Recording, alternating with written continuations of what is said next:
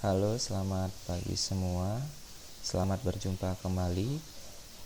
Hari ini adalah pelajaran matematika, di mana dalam pelajaran matematika kelas 8 nanti yang akan mengampu adalah Pak Stevi dari kelas 8A sampai 8D. Salam kenal untuk semuanya. Nah, hari ini adalah pertemuan kita yang pertama.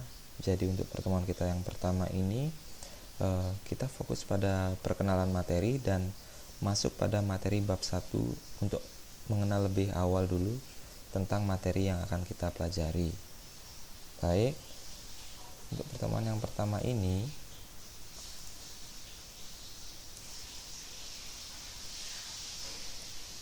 sekilas tentang Pak Stevi dulu. Ini foto dari Pak Stevi, bernama lengkap Stefanus Wikaryawan, dan ini nama panggilan dari Pak Stevi ya.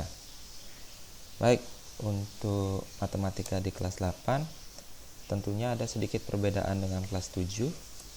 Yang pertama dari KKM ya. Di KKM untuk kelas 8 nanti untuk matematika, KKM kita adalah 67. Jadi minimal kalian harus mencapai nilai 67 di setiap kegiatannya nanti untuk untuk nilai tuntas ya. Kemudian untuk rencana penilaian dalam 1 tahun ke depan ada beberapa rencana penilaian yang Pak Stevi siapkan untuk kalian. Di penilaian pengetahuan nanti kita akan menggunakan 3 hal, yaitu tugas kelompok dan tugas mandiri. Kemudian ada kuis nanti, yang terakhir ada ulangan yang pastinya. Kemudian untuk penilaian keterampilan nanti ada unjuk kerja, kemudian juga ada produk. Kemudian dalam keseharian nanti kalian, baik nanti kalau sudah tatap muka ataupun masih dalam PJJ, Pak Stevi akan menilai keaktifan kalian, mengobservasi kalian di dalam grup nanti ya, bagaimana kalian, apakah kalian aktif di dalam grup ataukah kalian hanya diam saja atau hanya menunggu jawaban dari teman. Nah, baik, kita masuk kepada materi-materi apa saja yang akan kita pelajari di semester 1 dan semester 2 nanti. Untuk semester 1 atau semester ganjil ada beberapa materi yang akan kita pelajari. Yang pertama itu adalah pola bilangan. Kemudian ada koordinat kartesius, lalu ada relasi dan fungsi, kemudian ada persamaan garis lurus, dan yang terakhir ada persamaan linear 2 variabel. Baik, meskipun kita kegiatan kita PJJ, tapi dengan kerjasama kita yang baik, pasti semua materi ini dapat kita lewati dengan baik pula. Kemudian untuk di semester genap atau semester 2 nanti kita akan belajar tentang teorema Pitagoras, lingkaran, garis singgung lingkaran, bangun ruang sisi datar, statistika, dan peluang ya. Ada 6 materi yang akan kita pelajari di semester 2 nanti. Baik, seperti yang Pak Stevi sampaikan di awal tadi, karena hari ini adalah pertemuan awal kita, jadi kita akan mengulas sedikit materi awal, yaitu tentang pola bilangan. Apa saja yang akan kita pelajari dalam pola bilangan? Mari kita saksikan bersama, mari kita lihat, mari kita perhatikan baik-baik. Inilah materi kita yang pertama di semester 1 ini adalah pola bilangan. Dari kalimatnya saja sudah ada 2 kata, yaitu pola dan ada bilangan. Pola itu dapat diartikan sebagai sebuah susunan, sedangkan bilangan itu dilambangkan dengan angka. Jadi kalau kita gabung, pola bilangan itu adalah susunan dari angka-angka. Itu simpelnya yang kita dapat tarik kesimpulan dari sebuah kata, pola bilangan. Nah, jika kita belajar matematika, erat kaitannya dengan kehidupan sehari-hari ya. Begitu juga halnya dengan pola bilangan, dapat kita jumpai juga dalam kehidupan kita sehari-hari. Mari kita perhatikan apa saja hal-hal yang berkaitan dengan pola bilangan dalam kehidupan sehari-hari. Nah, yang pertama di sini dapat kita lihat. Nah, salah satu contohnya terdapat pada cangkang keong ya. Mungkin beberapa dari kalian atau semua dari kalian pasti pernah melihat yang namanya keong. Bisa kita lihat di sini, keong di sini yang Pak Stevi jadikan contoh di sini warnanya ada coklat putih, dan mereka warnanya itu beraturan ya. Itu merupakan lambang dari sebuah pola bilangan. Kemudian juga ada bunga. Ada 8 bunga di sini. Kalau kita perhatikan susunan kelopak bunganya pun jumlahnya berbeda-beda. Kalau kita gabung di sini nanti akan kita dapatkan sebuah pola juga. Dan yang terakhir, nah di sini agak ketutup sedikit. Di sini adalah susunan dari orang-orang yang membentuk pola dari bawah ke atas dengan jumlah orang yang berbeda-beda. Ya, di bawah misalkan 4, di atasnya 3, kemudian 2, dan paling atas 1. Itu merupakan contoh dari sebuah pola bilangan juga. Nah, kita masuk ke dalam pengertian sekarang. Seperti halnya yang tadi sudah Pak Sevi sampaikan, berkaitan dengan pola bilangan. Pola bilangan, 2 kata yang berarti adalah susunan angka-angka yang mempunyai pola-pola tertentu. Nah, jadi kalau jika ada pola, kemudian ada angka, polanya itu beraturan nanti. Nah, itu bisa disebut dengan pola bilangan juga. Baik. Setelah ini kita masuk pada materi pola bilangan. Nah, di sini dapat kita lihat ada 6 materi di sini. Inilah materi-materi yang akan kita pelajari di hari ini, ya, mengenai pola bilangan. Namun kita hanya ambil satu saja karena kita baru permulaan. Kita ambil satu materi saja di sini. Di sini dalam pola bilangan kita mempelajari 6 hal, ya. Ada pola bilangan genap, ada pola bilangan segitiga, ada pola segitiga Pascal, pola persegi panjang, dan ada pola bilangan ganjil. Nah, kita ambil satu saja, sedangkan materi-materi yang lain kita akan sambung pada pertemuan selanjutnya. Baik, mari kita lihat. Nah, di sini Pak Sevi ambil contoh pola bilangan ganjil dulu.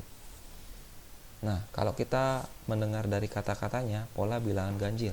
Bilangan ganjil itu sudah kalian pelajari sejak SD. Jadi, jangan sampai kalian lupa yang mana namanya bilangan ganjil, yang mana namanya bilangan genap, yang mana namanya bilangan prima, dan yang lainnya. Baik, di sini Pak Sevi memberikan sebuah ilustrasi. Di sini Pak Sevi akan memberikan sebuah gambar. Tolong diperhatikan dengan baik. Nah, di sini ada gambar bintang-bintang, ya. Ada gambar bintang-bintang kecil yang berwarna kuning. Nah, mari kita perhatikan di sini, bukan warnanya yang menjadi fokus, tapi jumlah bintang-bintangnya di sini yang menjadi perhatian kita. Baik, untuk yang pertama di sini, ada berapa banyak bintang pada setiap kumpulan bintang tersebut? Nah, di sini ada kumpulan yang pertama, kumpulan yang kedua, kumpulan yang ketiga, dan dalam pola bilangan, setiap bagian ini kita sebut dengan suku. Jadi ini adalah suku yang pertama, suku kedua, suku ketiga, suku keempat, suku kelima, dan suku ke N di sini. Ke suku N itu kita tidak tahu di sini banyaknya berapa, karena di sini ada titik-titik di sini, maksudnya adalah dan seterusnya di sini, ya. Baik, kita hitung bersama-sama di sini. Untuk yang pertama, jumlah bintangnya adalah 1. Kemudian di sini 3, 5, 7, 9, dan di sini adalah N. N itu bisa nanti 100, bisa nanti 1000, ya. Tapi kita anggap di sini N di sini adalah 100, ya. Jadi kita anggap di sini adalah suku ke 100. Jadi di suku ke 100 itu jumlah bintangnya berapa nanti. Nah, itu yang akan kita hitung, ya. Nah, mari kita perhatikan pola bilangan apakah itu. Nah, silahkan kalian perhatikan di sini. Bilangan apa di sini? 1, 3, 5, 7, 9 bilangan apa? Ya, benar sekali. Ini adalah bilangan ganjil. Maka pola bilangan ini adalah pola bilangan ganjil. Baik. Sekarang kita masuk lebih dalam lagi. Ya. Lalu berapakah nilai jumlah suku ke N? Bintang-bintang yang banyak tadi, ya, kita ibaratkan kan suku ke N dia. Tapi kita fokus nanti, kita anggap N itu adalah 100. Jadi berapakah bintang yang ada di suku ke 100?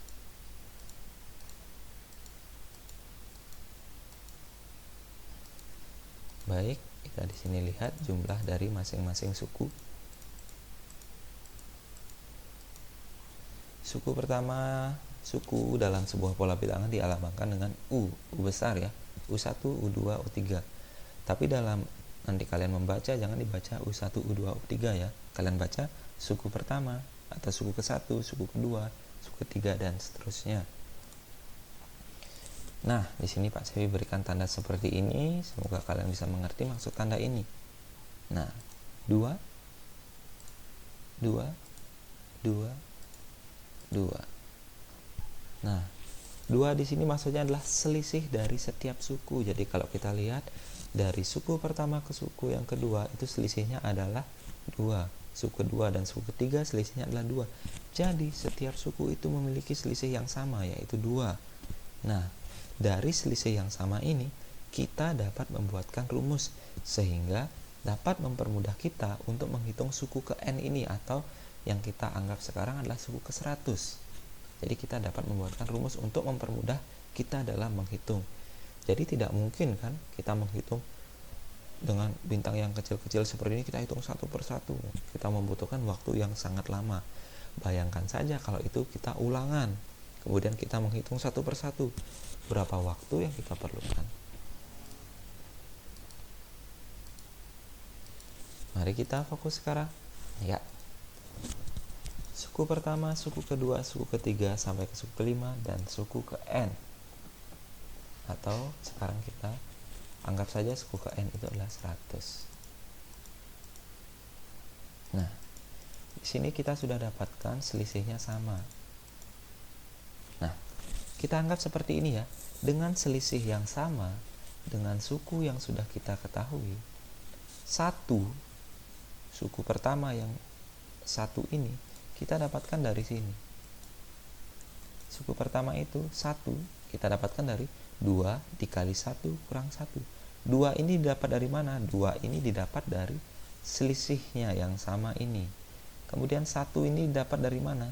1 ini didapat dari bahwa 1 ini berasal dari suku pertama. Kurang 1 ini didapat dari mana? Kita anggap saja di sini kurang 1 agar nilai dari suku pertama ini tidak berubah. Jadi 2 dikali 1, 2. Dikurang 1, tetap hasilnya adalah 1. Jadi tidak merubah hasil. Sampai di sini bisa dipahami? Kalau belum, mari kita ke suku yang kedua. Suku yang kedua di sini adalah 3. 3 itu berasal dari 2 dikali 2 kurang 1. 2 di sini berasal dari mana? 2 yang di sini sukunya sama, yaitu 2. Sedangkan 2 di sini berasal dari mana? 2 ini berasal dari 3, ini berasal dari suku kedua. Jadi di sini diganti dengan 2. Jadi 2 dikali 2, 4, dikurang 1, hasilnya adalah 3. Jadi tidak merubah hasil di sini ya. Begitu. Begitu halnya dengan ini. Suku ketiga yaitu 5, berasal dari 2 kali 3 kurang 1. Suku ke-7, 7, 2 dikali 4 kurang 1. Suku kelima, 2 dikali 5 kurang 1. Sampai di sini ilustrasinya bisa dipahami? Baik, semoga bisa ya. Sekarang kita fokus ke sini. Nah, jadi rumus yang kita gunakan dalam mencari pola bilangan ganjil bagaimana? Nah, tadi kita melihat bahwa bintang-bintang yang banyak itu kita anggap sebagai N. Jadi, suku ke N itu berapa sekarang? Nah, kalau kita ganti dengan suku ke N, maka kita akan dapatkan rumus sebagai berikut. Ya, UN adalah 2N kurang 1. Jadi ini adalah rumus umum yang kita dapatkan. Jadi dengan kata lain, jika suku ke N ini tadi kita anggap sebagai 100, ya, berarti kita ganti di sini menjadi U100. N-nya kita ganti dengan 100, sehingga akan kita dapatkan 2 dikali 100 berapa? Ya, 200. 200 dikurang 1 berapa? Ya, 199. Jadi 199 itu juga bilangan ganjil. Jadi jika ditanyakan suku ke 100 tadi itu berapa jumlahnya, yaitu 199. Jadi itu cara yang kita dapatkan pada pola bilangan ganjil. Khusus pada pola bilangan ganjil kita dapat menggunakan rumus ini. Jadi kalau nanti ada soal juga, anak-anak hitunglah suku ke 1000 pada pola bilangan ganjil, tidak perlu kalian menghitung satu persatu. Jadi kalian tinggal gunakan rumus ini. Jadi kita tinggal ganti n-nya menjadi 1000. 2 dikali 1000 berapa? 2000. 2000 dikurang 1 berarti 1999. Itu anak-anak. Sampai di sini apakah bisa dipahami? Baik, semoga kalian bisa memahami dengan baik ya. Untuk hari pertama ini kita cukup sampai di sini dulu ya. Materi yang Pak Sefi sampaikan cukup sampai di sini. Untuk materi-materi yang lain kita sambung pada pertemuan berikutnya. Jadi untuk pola bilangan cukup kita bahas dulu sampai pola bilangan ganjil ini. Nah, sedangkan untuk pola-pola yang lain seperti pola bilangan genap, segitiga Pascal, persegi dan persegi panjang kita bahas di pertemuan selanjutnya. Baik, sampai di sini dulu anak-anak. Jika ada pertanyaan di waktu yang tersisa ini, kalian bisa tanyakan ke Pak Sefi melalui grup PJJ kita ya. Jika ada pertanyaan bisa disampaikan di sana ya, kita akan selesaikan, kita akan perjelas lagi di grup tersebut. Baik, sekian untuk hari ini. Kita bertemu lagi di pertemuan selanjutnya. Sampai jumpa, selamat pagi.